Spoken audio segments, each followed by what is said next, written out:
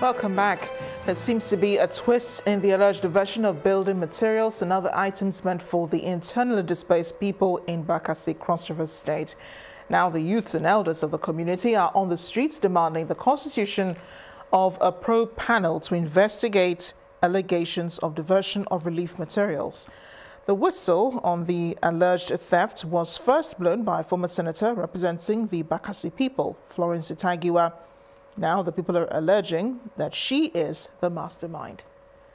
People are suffering in this rain.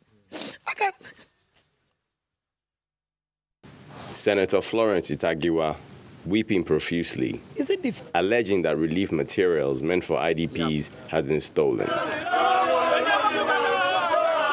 Now, the matter is getting more complex, as the youth and Bakassi leaders are pointing accusing fingers at the same Mrs. Itagiwa who raised the alarm. Go and tell them, you don't want Itagiwa. Go and tell them, go and tell them, you don't want Itagiwa again.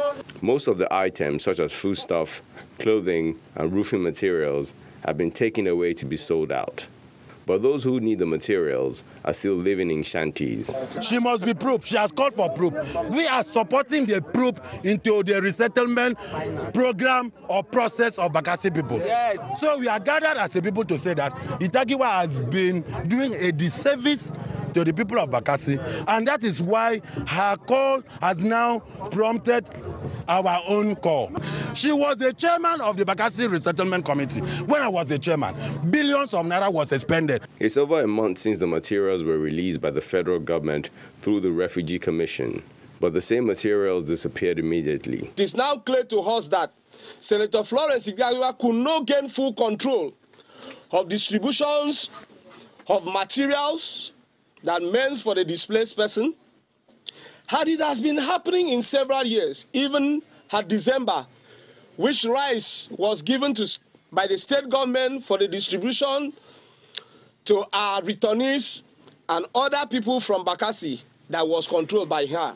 Even the State Emergency Management Agency is not spared by the protesters, as they wonder why the body will hand over the materials to the local government instead of direct delivery to the IDPs. Since there were factions about who to take materials there, the best person I should give to is the head of security in that council, and that's the Holger, and that was exactly what I did. And I did that with specific instruction that these things get there. But when I heard it, that relief materials meant for the Bakassi people in Abana were found in the private home, I was amazed. For Senator Itagiwa, those pointing accusing fingers at her are enemies of the people. I'm buying things to give to those people. So why would you now, go and hide things from me somewhere? That's why I raised the alarm. Because that's from my own thinking, there's the criminal aspect of this thing, and there's also the scheming that are trying to scheme us out of this country. Over a month ago, the Deputy Governor of Cross River State handed over the items for distribution to affected victims.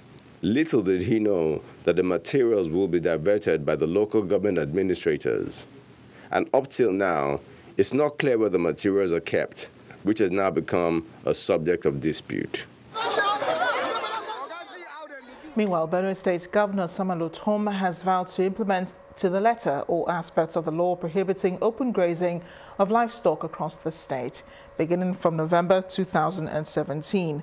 Governor Otom gave the assurance when he received members of the National Council of TV Youths who were holding a peaceful protest to register their concern over the recent threats made by the Mieti Allah group. The group presented its protest letter to the governor for onward transmission to the acting president.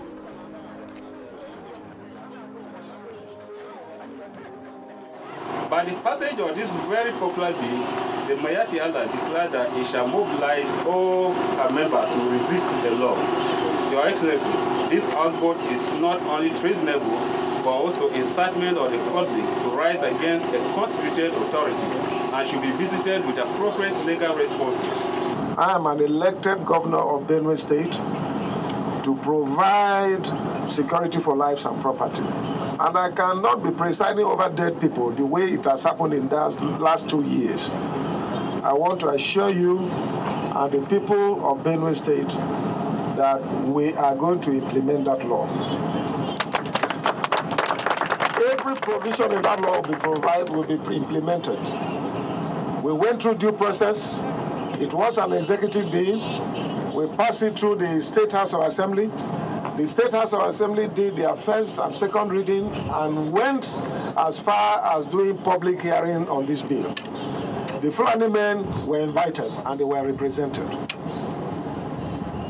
Mayetiala were invited. They were represented. If they choose to live in Benue State, they must obey the laws of the land.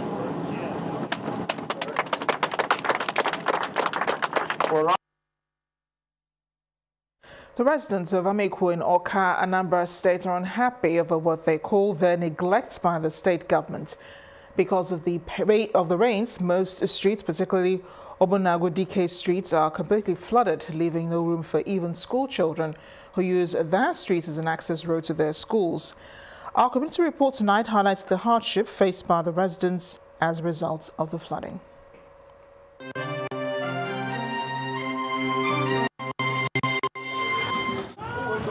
This stretch of road you see is the Obunagu DK in Oka, Anambra State. Apart from being the only access road to the only government secondary school in the community, it also provides access to 3 other communities. And for 3 years, the road has remained impassable.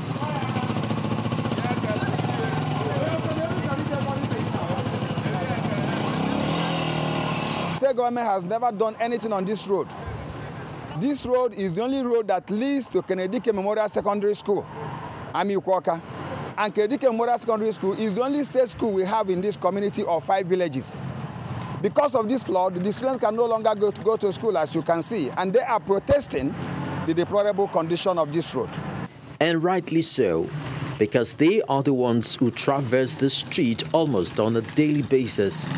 It's usually not an easy task going through this road, as the students often remove their footwears to ensure they do not slip into water.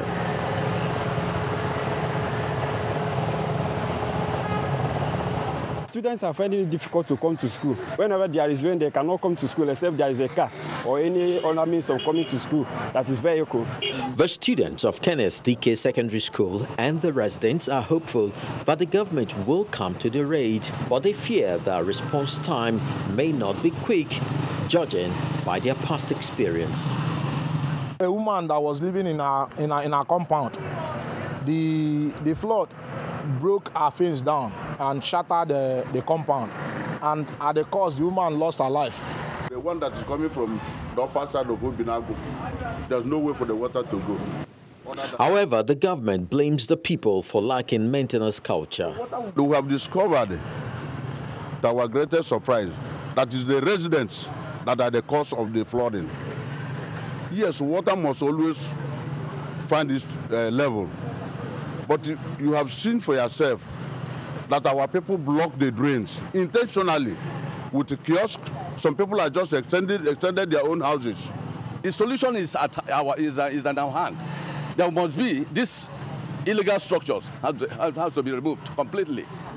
They are looking for land. Several buildings here have been marked for demolition, but no action has been taken yet. Because according to government officials, their owners have remained adamant.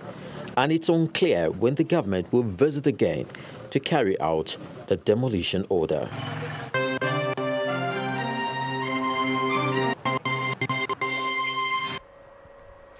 Ghana boasts of one of Africa's emerging destinations for tourism-related activities, as the small West African nation's peaceful environment and hospitable culture stands out as major attractions globally.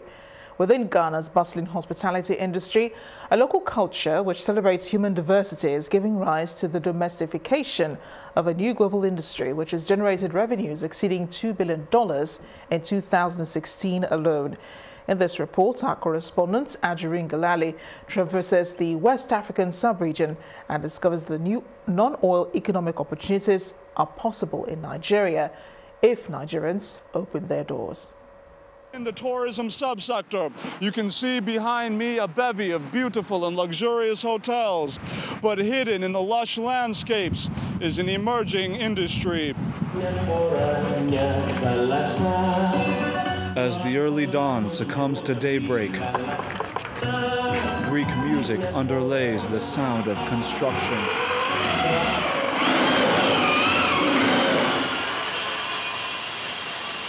Ever expanding his compound for enhanced guest capacity.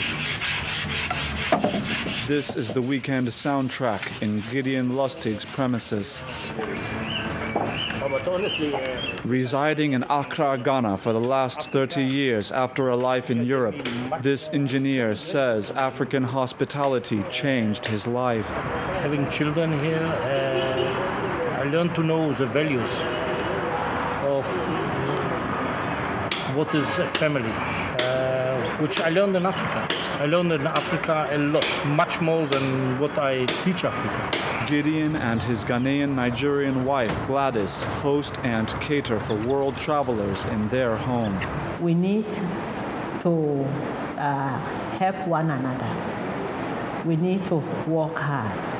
We need to respect each other. As Nigeria's federal government attempts to fight against corruption, a journey through the cityscape is largely incomplete without seeing illegitimately acquired properties sealed off by the EFCC in what has become emblematic of Nigeria's compassion deficit, the same compassion which yields legitimate dividends in other countries. Nigerian hotels are often overpriced, and Nigeria's massive population of interstate travelers creates a revenue-generating opportunity for homeowners in a country where diversity is often cynically framed for the achievement of narrow political objectives. If you have a guest who come to Nigeria and is being hosted and he's happy and he see a Nigerian family, when they are going abroad again, they will spread the experience which they have. Evident here is that beauty results when diversity is met with empathy and kindness. And in the house of this expatriate, a warm heart is made wealthy in more ways than one. In Accra, Ghana, Ajuri Ngelale reporting for Channels Television News.